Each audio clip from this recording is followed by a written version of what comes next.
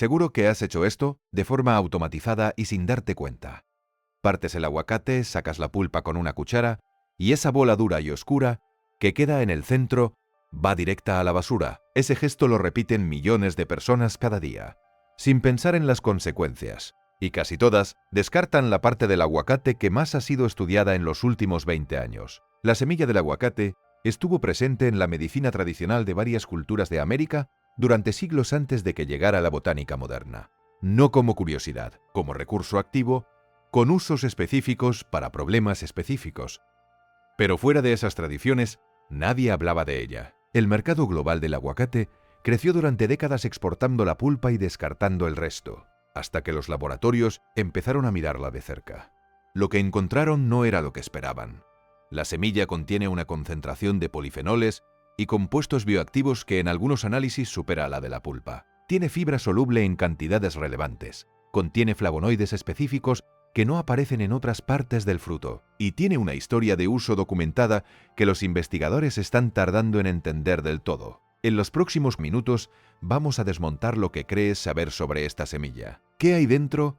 ¿Qué dice la evidencia disponible? ¿Qué hacían con ella antes de que existiera la química analítica? ¿Y cómo prepararla de una forma que tenga sentido? Más adelante, hay un detalle sobre su composición que cambia por completo la forma de entender por qué no todas las preparaciones funcionan igual. Quédate, porque casi nadie explica esta parte, y es una de las más importantes. El aguacate tiene entre 10.000 y 15.000 años de historia en Mesoamérica. Los registros arqueológicos más antiguos de su consumo vienen de cuevas en el estado de Puebla, en México, donde se encontraron restos de la semilla junto a herramientas de piedra. La semilla, no la pulpa. Eso ya dice algo. En la medicina tradicional de varias culturas precolombinas, las diferentes partes del aguacate tenían usos distintos. La pulpa era alimento, las hojas tenían aplicaciones relacionadas con la digestión y la fiebre, y la semilla se usaba principalmente para problemas gastrointestinales, inflamación y lo que entonces se describía como infecciones internas. Los cronistas españoles del siglo XVI documentaron estos usos sin entenderlos del todo. Francisco Hernández, médico del rey Felipe II que pasó años catalogando plantas medicinales en Nueva España, mencionó el uso de la semilla molida para tratar diarrea y parásitos. No era folclore, era la práctica médica del lugar. El aguacate llegó a Europa en el siglo XVI. La pulpa se integró rápido, la semilla nunca lo hizo. Es dura, amarga, requiere preparación. No se adapta a la cocina europea de esa época. Y una vez que se pierde el conocimiento de uso dentro de una tradición, recuperarlo es difícil. Pasaron varios siglos. En las últimas 2 décadas, el aguacate se convirtió en uno de los alimentos más consumidos del mundo. Eso trajo inversión en investigación. Y los laboratorios que analizaron el fruto completo, no solo la pulpa, fueron encontrando cosas que no estaban en los manuales. Un análisis publicado en el Journal of the Science of Food and Agriculture en 2013 identificó en el extracto de la semilla más de 300 compuestos distintos con actividad biológica potencial. Un trabajo posterior del equipo de investigación de Dexter Dyer en la Universidad de Texas en 2019 aisló 116 compuestos específicos solo en la cubierta exterior de la semilla. 116, en la capa que la mayoría de la gente ni siquiera sabe que existe. ¿Sabías que la parte marrón que rodea la semilla podía concentrar tantos compuestos o también la quitabas sin pensarlo? Déjamelo en los comentarios. Te leo. Pero antes de entrar en lo que contiene, hay que entender cómo está construida la semilla. Esa estructura explica por qué ciertos métodos de preparación funcionan y otros no. La semilla del aguacate tiene 3 capas. La más externa, esa cubierta marrón y fina que se pela con la uña, es lo que los botánicos llaman testa. Debajo hay una capa intermedia. Y en el centro está el cotiledón, que es la parte más grande y la que la mayoría de la gente ve cuando corta la semilla. Cada capa tiene una composición diferente. La testa concentra la mayor densidad de polifenoles y taninos. El cotiledón tiene más almidón, más fibra soluble y más aminoácidos. Esta distinción importa porque dependiendo de cómo se prepare la semilla, se extraen compuestos distintos. Cuando se hace una infusión, es decir, cuando se hierve la semilla en agua, los compuestos hidrosolubles pasan al líquido. Eso incluye flavonoides, algunos taninos y parte de la fibra soluble. Los compuestos liposolubles no migran al agua.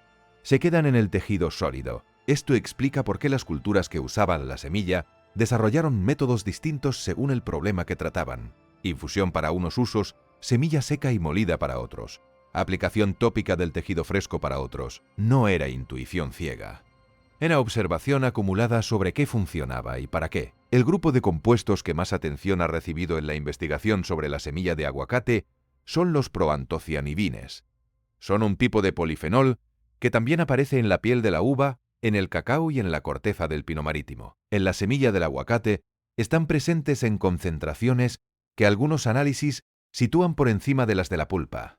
Los proantocianidines tienen una actividad antioxidante, bien documentada. Actúan sobre los radicales libres, que son moléculas inestables que dañan las membranas celulares y el ADN cuando se acumulan. La inflamación crónica, el envejecimiento celular acelerado y varias enfermedades degenerativas están asociadas con estrés oxidativo sostenido. Los antioxidantes tienen mecanismos de acción específicos y medibles en laboratorio. El segundo grupo relevante son los flavonoides. En la semilla del aguacate se han identificado varios, pero los que han generado más interés son las catequinas, las mismas moléculas que hacen al té verde objeto de estudio en cardiología desde hace décadas. Un trabajo publicado en Food Chemistry en 2011 midió la actividad antioxidante del extracto de semilla, comparándola con la de varios alimentos de referencia. Los resultados situaron a la semilla en un rango alto, por encima de muchos alimentos habitualmente presentados como fuentes potentes de antioxidantes. Y después están los taninos.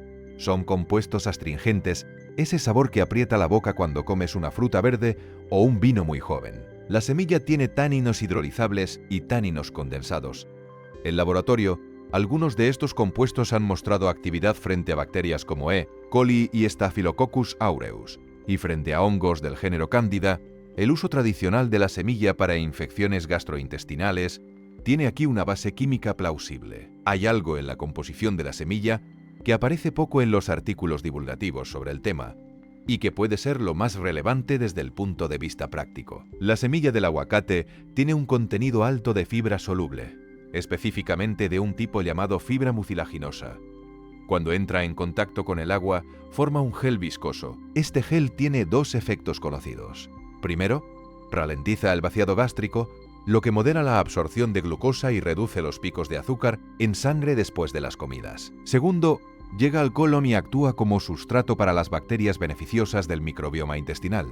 Un estudio publicado en Nutrients en 2020 analizó el efecto de extractos de semilla de aguacate sobre la composición del microbioma en modelos de laboratorio. Encontró cambios en la proporción de bacterias del filo Firmicutes y Bacteroidetes, que es uno de los indicadores más usados para evaluar el estado general del microbioma intestinal. El estudio es preliminar, y los modelos de laboratorio no son equivalentes a estudios en humanos, pero apunta en una dirección coherente con el uso histórico de la semilla para problemas digestivos. El intestino es el siguiente punto, y lo que ocurre ahí cambia bastante las cosas. Si este contenido te está resultando útil, suscríbete al canal y activa las notificaciones.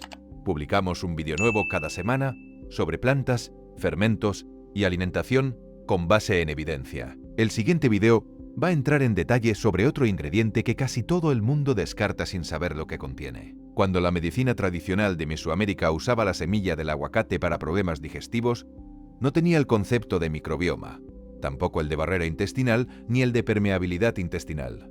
Pero observaba resultados, y los resultados que describían los cronistas, reducción de diarrea, calma en inflamaciones intestinales, alivio en lo que hoy llamaríamos colitis, coinciden con los mecanismos que la investigación moderna está documentando. La mucosa intestinal es una barrera de una sola capa de células que separa el contenido del intestino del torrente sanguíneo. Cuando esa barrera se deteriora, moléculas que deberían quedarse en el intestino pasan a la sangre y desencadenan respuestas inflamatorias.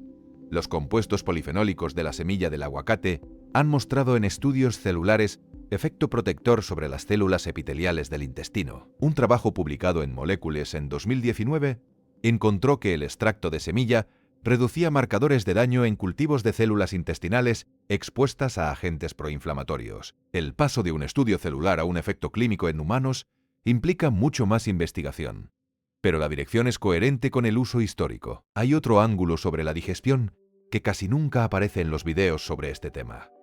Los taninos son los compuestos que dan a la semilla su sabor amargo y astringente. En la farmacología tradicional, El amargo era una señal de actividad, no algo que enmascarar. Los taninos hidrolizables presentes en la semilla actúan sobre la mucosa intestinal de forma específica, forman complejos con las proteínas de la superficie de la mucosa y crean una especie de capa protectora.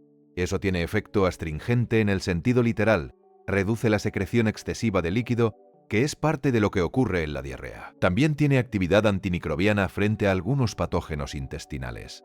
Un ensayo publicado en el Journal of Ethnopharmacology en 2017 evaluó el efecto del extracto de semilla de aguacate sobre bacterias asociadas con infecciones gastrointestinales. Los resultados mostraron actividad inhibidora frente a varias cepas, incluyendo algunas resistentes a antibióticos de uso común. Los autores señalaron que los resultados son de laboratorio y que la distancia entre inhibición bacteriana en placa de Petri y tratamiento clínico en un ser humano es considerable. Pero el dato es relevante, conecta con algo que los investigadores de resistencia bacteriana estudian desde hace años: la posibilidad de usar compuestos vegetales como complementos que potencian la acción de antibióticos o que actúan sobre cepas donde los antibióticos convencionales están fallando. El colesterol y la salud cardiovascular son probablemente los beneficios más buscados por la gente que se interesa por la semilla de aguacate. Conviene ser preciso sobre qué dice la evidencia y qué no. Varios estudios en modelos animales han documentado reducciones en colesterol LDL y triglicéridos con extractos de semilla de aguacate. Un estudio en ratas publicado en Preventive Nutrition and Food Science en 2018 encontró que la administración de harina de semilla durante 8 semanas redujo los niveles de colesterol total y mejoró la relación HDL-LL. Los mecanismos propuestos incluyen el efecto de la fibra soluble sobre la reabsorción de ácidos biliares y la actividad antioxidante sobre la oxidación del colesterol LLL. El problema es que los estudios en humanos son escasos y los que existen son de tamaño pequeño. La evidencia en modelos animales no se traslada automáticamente a efectos equivalentes en personas. Eso no significa que los compuestos no tengan efecto. Significa que la magnitud y las condiciones específicas de ese efecto en humanos aún no están bien caracterizadas. El mecanismo teórico es claro. La fibra soluble de la semilla, al formar gel en el intestino, compite con la reabsorción de colesterol en el ilion. Ese mecanismo es el mismo que opera con el betaglucano de la avena y la cebada, que sí tiene estudios clínicos sólidos en humanos. La semilla de aguacate aún no tiene ese respaldo, pero la bioquímica no es diferente. La inflamación crónica de bajo grado aparece en el fondo de enfermedades muy distintas: enfermedades cardiovasculares, diabetes tipo 2, enfermedades neurodegenerativas, varios tipos de cáncer. Es uno de los factores más estudiados en la medicina moderna precisamente por eso. La semilla del aguacate contiene compuestos que en estudios de laboratorio han mostrado efectos sobre vías inflamatorias específicas, en particular sobre la inhibición de la ciclooxigenasa, que es la misma enzima sobre la que actúan los antiinflamatorios convencionales, como el ibuprofeno. Un trabajo publicado en Inflammopharmacology en 2015 documentó este efecto en modelos celulares con extracto de semilla. Hay un detalle en ese estudio que no suele aparecer en los resúmenes divulgativos. La actividad antiinflamatoria observada era dependiente de la dosis y del método de extracción. El extracto acuoso, que es lo que obtienes haciendo una infusión, mostró efectos distintos al extracto etanólico, que requiere alcohol como solvente. Esto tiene implicaciones prácticas directas para la forma en que se prepara la semilla en casa. Ese es el detalle que prometí al principio. Y ahora que tienes el contexto, tiene mucho más sentido. El método de preparación cambia lo que obtienes. Eso puede sonar obvio, pero sus consecuencias no lo son. Cuando hierves la semilla en agua, estás haciendo una extracción acuosa. Algunos compuestos pasan al agua, otros no. Cuando comes la semilla seca y molida, ingieres todo lo que contiene, incluyendo los compuestos que no son hidrosolubles. Cuando aplicas el tejido fresco sobre la piel, los compuestos liposolubles pueden penetrar de forma diferente a como lo harían ingeridos. Las culturas que desarrollaron usos específicos para la semilla del aguacate llegaron a conclusiones distintas según el problema que trataban. Y esas conclusiones distintas implican métodos distintos: molida y seca para parasitosis intestinales, en infusión para fiebre y problemas digestivos leves, aplicada directamente para heridas e inflamaciones localizadas. Eso no era capricho, era el resultado de siglos de observación sobre qué forma de uso producía qué resultado. La investigación moderna está llegando a la misma conclusión por un camino diferente. Un análisis comparativo publicado en Food Research International en 2020 midió los compuestos extraídos de la semilla con 6 solventes distintos: agua, etanol, metanol, acetona y 2 combinaciones. La composición del extracto variaba significativamente según el solvente. Los flavonoides más solubles en etanol apenas aparecían en el extracto acuoso. Los taninos más grandes, en cambio, pasaban mejor al agua. Lo que esto significa en términos prácticos es que una infusión bien preparada tiene un perfil de compuestos diferente al de la semilla entera mólida. Dependiendo del uso que se le vaya a dar, uno puede ser más adecuado que el otro. Hay otro factor que casi ningún vídeo sobre la semilla de aguacate menciona: el tiempo de cocción. Cuando se hierve la semilla durante mucho tiempo a temperatura alta, algunos compuestos se degradan. Los flavonoides más sensibles al calor pueden perder actividad. Un metaanálisis publicado en Antioxidants en 2021 sobre el efecto del procesado térmico en polifenoles vegetales encontró que la temperatura y el tiempo de exposición son los factores más determinantes en la retención de actividad. Antioxidante: a mayor temperatura y mayor tiempo, mayor degradación. La tradición de preparar infusiones a fuego suave y dejar reposar tapado después de apagar el fuego tiene, vista desde este ángulo, una lógica química que la sustenta. Empecemos por lo más común, la infusión de semilla de aguacate. Y por qué ciertos pasos hacen diferencia real y otros son solo costumbre. La semilla que sale de un aguacate maduro es la que hay que usar. Una semilla que lleva días fuera del fruto ha perdido humedad y algunos compuestos volátiles se habrán degradado. Fresca es mejor. El primer paso que sí importa es limpiarla bien. Los restos de pulpa en la superficie pueden añadir sabores extraños y en algunos casos favorecer el crecimiento de mohos si la semilla se guarda. Agua fría y un cepillo, no jabón antibacteriano, cuyos residuos pueden interferir con la composición de lo que vas a preparar. La cubierta exterior marrón. La testa es la parte con mayor concentración de taninos. Si se deja puesta, la infusión será más astringente y amarga. Si se retira, el resultado es más suave. Ninguna de las dos opciones es incorrecta. Depende de la tolerancia al amargor y del uso que se le vaya a dar. Cortar la semilla expone más superficie al agua y mejora la extracción. 4 o 8 trozos son suficientes. La semilla es dura, así que requiere presión y un cuchillo estable sobre una tabla firme. El agua debe estar casi a punto de ebullición cuando se añade la semilla. Entre 80 y 90 grados es el rango donde los compuestos polifenólicos se extraen bien sin degradarse en exceso. Si no tienes termómetro, es el momento justo antes de que el agua empiece a moverse en la olla.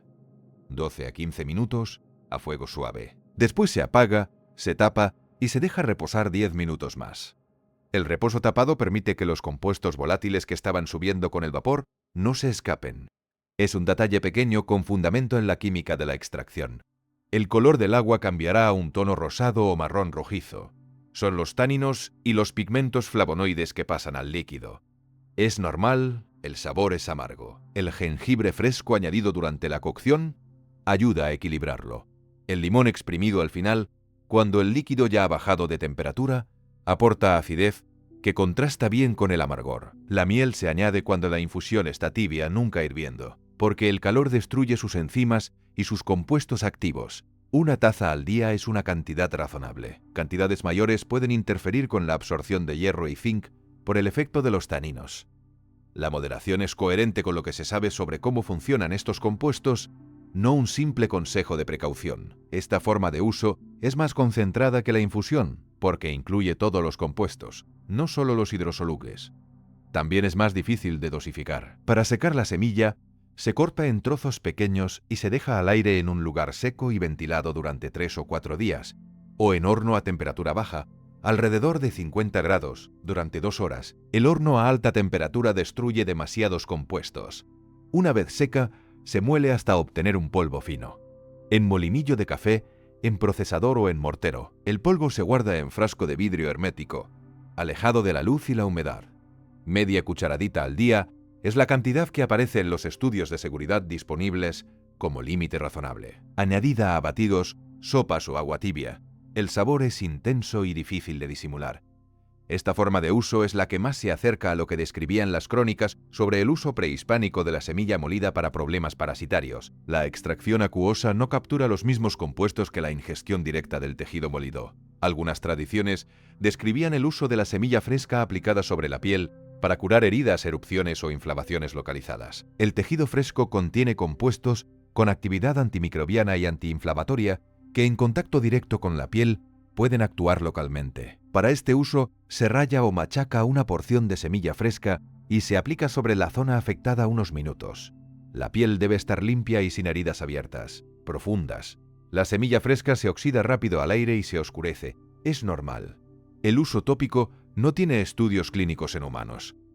La actividad observada es de laboratorio, pero tampoco tiene riesgos significativos documentados cuando se usa con criterio sobre piel íntegra.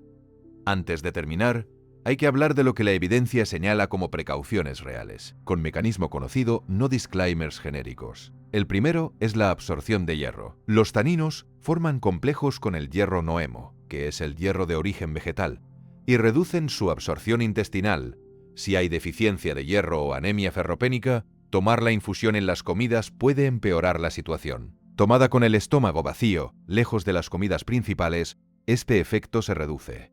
El segundo tiene que ver con los anticoagulantes. Algunos compuestos presentes en la semilla tienen actividad sobre la agregación plaquetaria según estudios preliminares. Si se toman anticoagulantes como warfarina o se usa aspirina de forma regular, conviene consultar con el médico antes de añadir la infusión a la rutina. El tercero es el embarazo. Hay estudios en animales que sugieren que algunas saponinas presentes en el aguacate podrían tener efectos sobre el tejido uterino. La evidencia en humanos no existe, pero ante la falta de datos, la precaución estándar es evitar su uso durante el embarazo y la lactancia. El cuarto son las alergias al látex. El aguacate pertenece al grupo de alimentos con reactividad cruzada con el látex, el llamado síndrome látex fruta. Las personas con alergia al látex pueden tener reacciones al aguacate y, en consecuencia, a su semilla. El quinto es el más simple y el más ignorado. La semilla es amarga porque contiene compuestos activos en concentraciones relevantes. Activo significa que tiene efecto biológico. Y todo lo que tiene efecto biológico tiene un rango de dosis dentro del cual ese efecto es útil y uno por encima del cual deja de serlo. Si después de tomar la infusión aparece malestar gástrico que no cede, mareos o cualquier síntoma que no estaba antes de empezar, se para. Y si hay condiciones de salud crónicas y tratamientos médicos activos, el médico tiene el contexto completo. Esta información complementa esa conversación, no la reemplaza. Lo que es llamativo de la semilla del aguacate no es que contenga compuestos con actividad biológica. Muchas plantas los tienen. Lo llamativo es la distancia entre lo que se sabe de ella en laboratorio y lo que llega al público general. Esa distancia tiene varias causas. La investigación sobre ingredientes que no pueden patentarse reciben menos financiación que la de fármacos. El aguacate se comercializa por su pulpa, y el conocimiento tradicional sobre partes no comerciales del fruto sencillamente no tiene canal de distribución en el mercado moderno. Lo que sí tiene son décadas de investigación acumulándose en revistas científicas que poca gente lee, y una historia de uso que viene de muy lejos y que, vista con la química disponible hoy, tiene mucho más sentido del que se le ha dado. La próxima vez que partas un aguacate, la semilla puede ir al frasco en lugar de a la basura.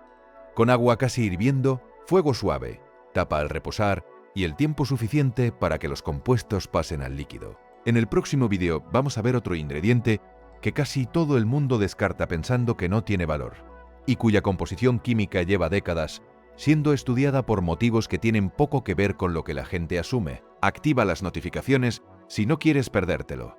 Si este vídeo te resultó útil, suscríbete al canal y activa la campanita. Publicamos contenido nuevo cada semana. Cuéntanos en los comentarios, ¿vas a probar la infusión, el polvo o el uso tópico? ¿O ya usabas la semilla de alguna forma?